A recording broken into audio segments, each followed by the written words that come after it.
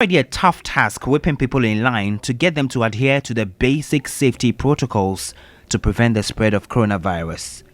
And for most people you would find on the streets, even wearing face masks appears to be a chore.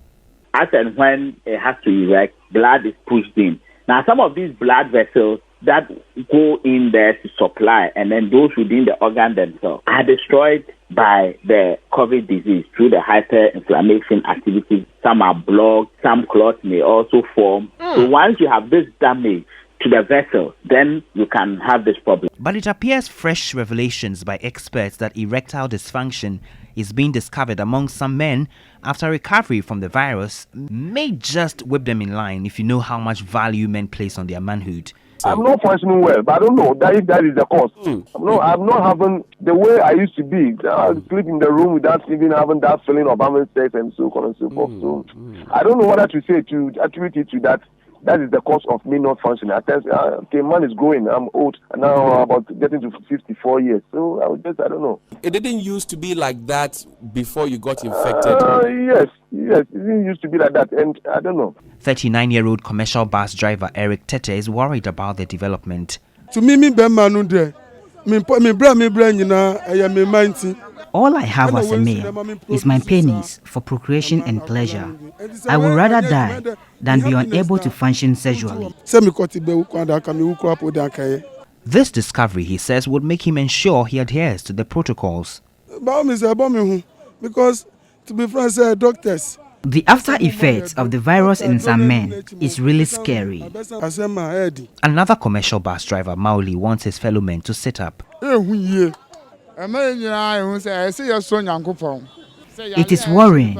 This shows we must all be extra cautious to keep safe. But what do the women think about this? Irama is married and dreads having to deal with a case of erectile dysfunction in her man. You contract COVID and you have a permanent infertility. It's scary. If my husband, God forbid, if it happens that way, I'll find ways and means to help him. Fertility clinics and local herbal shops like this one, operated by Abdallah around the Kwame Nkrumah Circle interchange, may just be in business. Once I be herbal man, they are not feel like that. Because people come here, I give them medicine. My partners know the work, but I give them the medicine. If you come dash me money, can't dash me some things, my medicine be correct. So as for me, I know the fear. Because I get medicine where I go feel myself. But why treat if you can prevent? For the COVID, if you saw it there, they for take measures because they for use the nose masks, clean their hands very clear so that they won't get the COVID. So I go fit tell them. If they dig no the erector, we have more herbs you go mix for you.